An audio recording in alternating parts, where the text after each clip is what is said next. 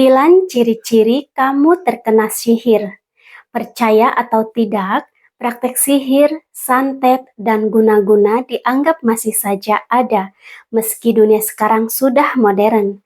Meskipun zaman sudah semakin modern, tetapi tidak dapat dipungkiri bahwa praktek santet masih berjalan hingga sekarang. Oleh karena itu, kamu perlu mengetahui bagaimana ciri-ciri orang yang terkena santet, agar suatu saat ketika ada teman, kerabat, bahkan keluarga yang terkena santet, kamu bisa langsung segera meminta pertolongan ke orang yang paham mengenai dunia spiritual. Santet adalah sebuah kepercayaan yang masih cukup kuat di masyarakat Indonesia, terutama di wilayah pedesaan. Sihir adalah bagian dari ilmu hitam yang dikirimkan untuk mengelabui atau mencelakai orang lain, kemudian akan menimbulkan dampak beraneka ragam. Sihir sering digunakan orang-orang yang memiliki penyakit hati, seperti iri dan dengki. Tujuannya adalah untuk meruntuhkan kejayaan seseorang. Tak heran, orang yang terkena sihir bisa mengalami kemacetan dalam bidang usaha maupun jenjang karirnya. Lalu, apa sih ciri-ciri manusia yang terkena sihir? Yang pertama, penyakit yang tidak bisa dideteksi oleh medis. Orang yang terkena santet biasanya akan sering merasakan sakit di area tubuhnya, seperti di area pinggang, dada, kepala, dan lainnya. Namun, ketika diperiksa keseluruhan secara medis, tidak terdeteksi penyakit apapun. Selain itu, sakit yang disebabkan oleh santet biasanya datang di waktu-waktu tertentu, seperti saat maghrib. Yang kedua, insomnia atau tidak bisa tidur.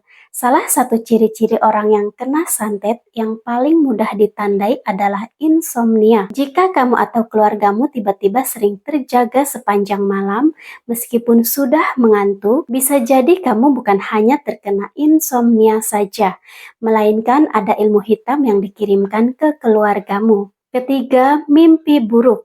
Selain bertujuan untuk membuat sakit secara fisik, ilmu santet juga dapat dikirimkan dengan tujuan untuk menghancurkan mental si korban.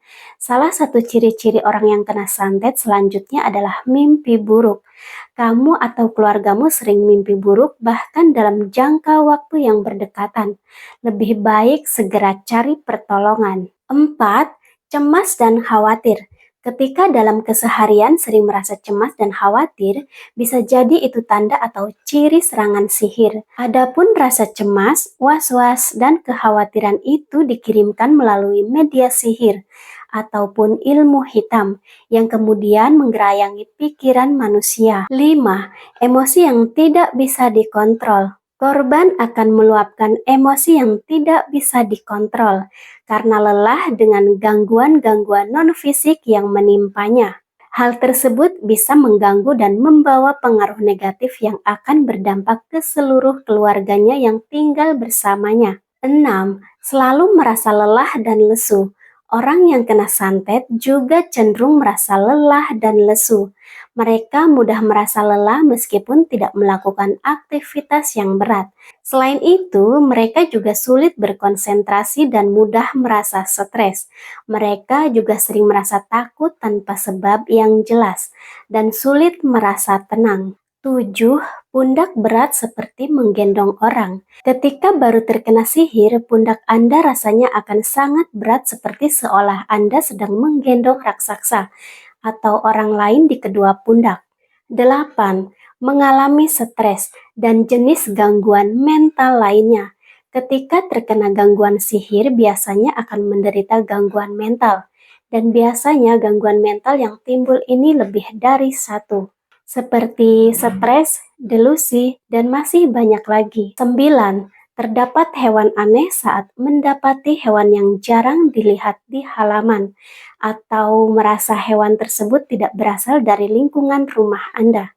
Berhati-hatilah, bisa saja itu adalah hewan kiriman yang dikirim seorang untuk mencelakai Anda. Hewan yang biasanya muncul jika rumah Anda terkena sihir adalah ular, burung gagak, kalajengking, lintah, kelelawar, dan laba-laba besar.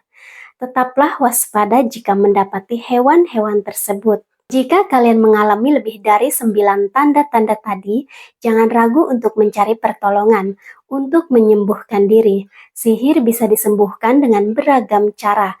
Bisa menjalani rukyah kalau kalian Islam, bisa dengan jalan eksorsisme kalau kalian Kristen, atau melukat.